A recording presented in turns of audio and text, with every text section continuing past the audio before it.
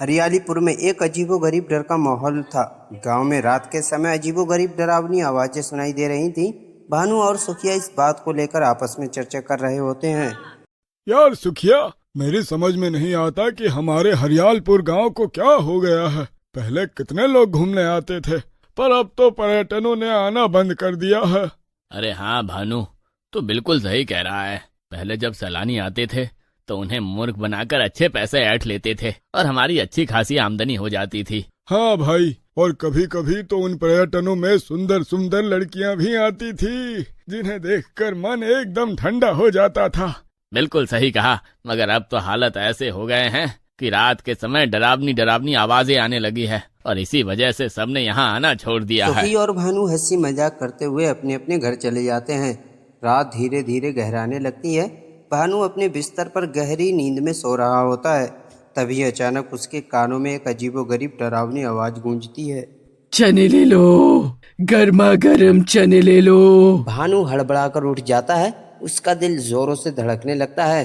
वो धीरे धीरे घर से बाहर आता है और चारों ओर देखने लगता है। अगले ही पल किसी स्त्री की चने बेचने की आवाज उसके कानों में टकराती है। चने ले लो, गर्मा गर्म चने ले लो। ये सुनकर भानु चौंक जाता है और अपने आप से कहता है, अरे ये अचानक डरावनी आवाजें स्त्री की मीठी आवाज में कैसे बदल गई?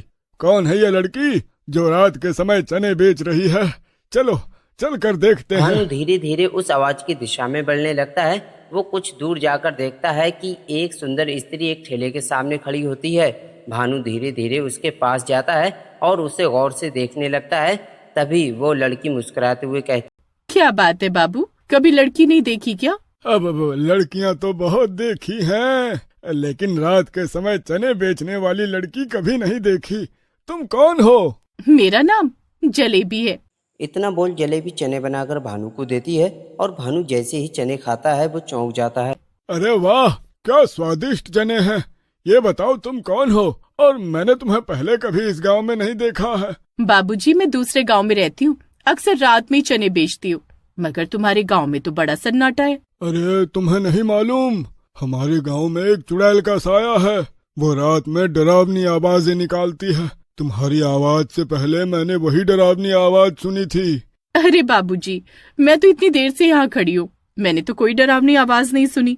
अगली सुबह भानु सुखिया को पूरी कहानी सुनाता है। अच्छा, क्या सच में?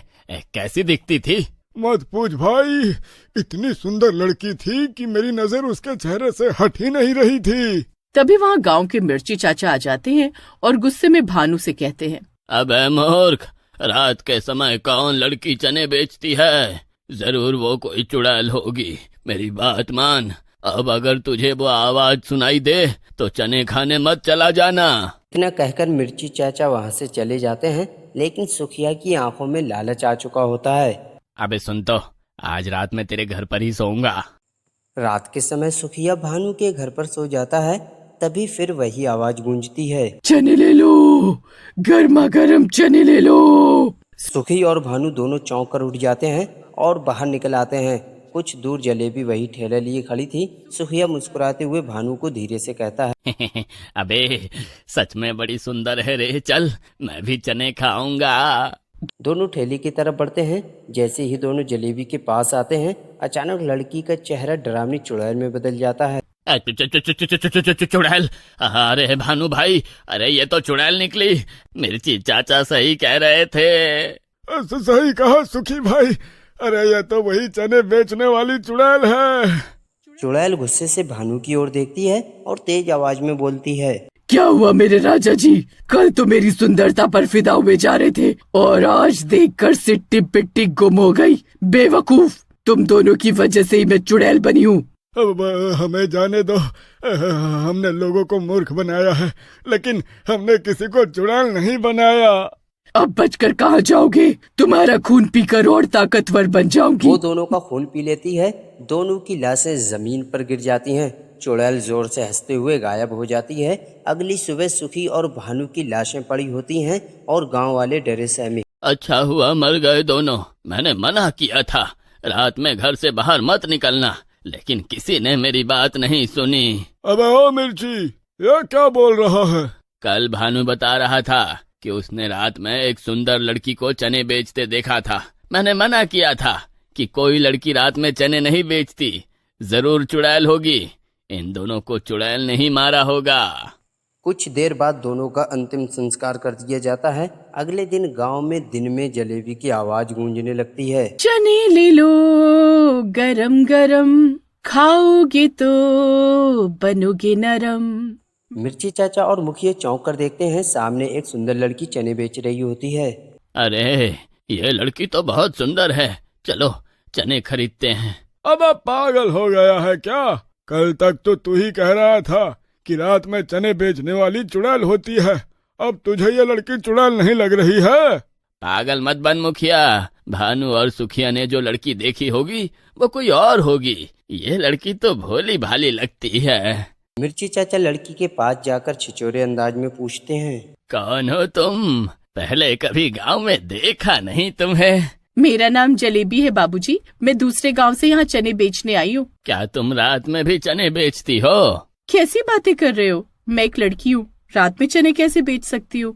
तुम्हें देखकर ना जाने क्यों मुझे अपनी गांव की इमरती की याद आ गई। इमरती कौन? हमारे गांव में कुछ साल पहले इमरती नाम की एक लड़की थी जो अनाथ थी। वो चने बेचती थी। अच्छा, फिर कहाँ गई? अरे भाग गई होगी किसी पर्यटन के साथ। ये सब छोड़ो, तुम अपने सुंदर और कोमल हाथों से मुझे चने खिलाओ। जलेबी मिर्ची चाचा को चने दे देती है और मुस्कुराते हुए आहिस्ता मिर्ची चाचा से कहती है, बाबूजी आप बिल्कुल जवान दिखते हो, अगर कहो तो मैं रात में आपके घर के दरवाजे पर चने बेचने आ सकती हूँ। मिर्ची चाचा खुश हो जाते हैं। आना जरूर, पर किसी को बताना जलेबी मत। मुस्कुराते हुए चली जाती है। मिर्ची चाचा घर के बाहर टहल रहे होते हैं, इंतजार कर रहे होते हैं। तभी जलेबी ठेला लेकर आ जाती है। अरे आप तो बाहर ही खड़े हैं। अरे अगर तुम चने बेचने की आवाज लगाती तो गांव वाले जाग जाते और मुझे तुमसे अकेले में बातचीत करने का मौका नहीं मिल पाता मेरी जलेबी। इतना कहकर मिर्ची चाचा जलेबी का हाथ पकड़ने वाले होते हैं कि तभी जलेबी मुस्कुराते हुए कहती है, अरे इतनी भी क्या जल्दी है? इतना बोलकर जलेबी का चेहरा अचानक डरावनी चुड़ैल में बदल जाता है। क्या हुआ मिर्ची चाचा, अब तुम्हारी सिट्टी पिट्टी क्यों गुम हो गई? लो पकड़ो मेरा हाथ। मिर्ची चाचा डरकर पीछे हटते हैं, लेकिन चुड़ैल उन्हें पकड़ लेती है और उनका खून पीकर उन्हें मार देती है और ठेला लेकर वहां से गायब हो जाती है। अगले दिन गांव के बीचों बीच मिर्ची चाचा की लाश पड़ी होती है और गांव वाले डरे सहमे खड़े थे।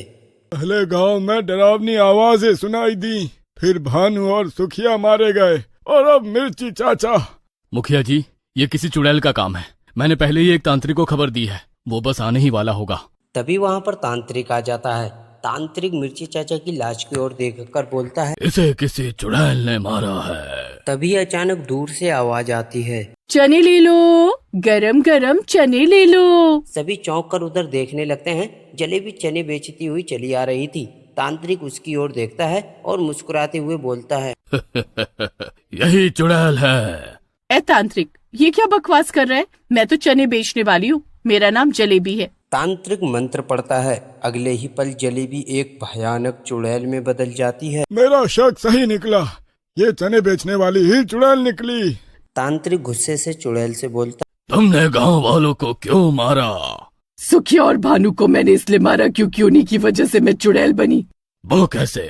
मेरा असली नाम इमरती है। जब मैं जीवित थी तो इसी गांव में चने बेचती थी। भानु, सुखिया और मिर्ची चाचा मुझ पर बुरी नजर रखते थे। मैंने कभी उन्हें घास नहीं डाली। इसी बात पर एक दिन गुस्से में आकर भानु और सुखिया ने मुझे ऊंची पहाड़ी पर भेज दिया, ये कहकर कि वहाँ सैलानी ज्यादा आते हैं, वहाँ मेरे चने खूब बिकेंगे। मैं नहीं जानती थी कि वहाँ एक दलदल है और उसमें फंसकर मेरी मौत हो गई और मैं चुड़ैल बन गई। अब मैं पूरे गांव को खत्म कर दूंगी। पागल हो गई है, तूने अपना बदला ले लिया। अब शांत हो जा और चली जा। तू कौन होता है मुझे रोकने वाला? मैं तुझे भी मार दूंगी। तांत्रिक जोर से मंत्र पढ़ता है और चुड़ैल के शरीर में आग लग जाती है। कुछ देर में चुड़ैल जलकर राख हो जाती है। गांव वाले राहत की सांस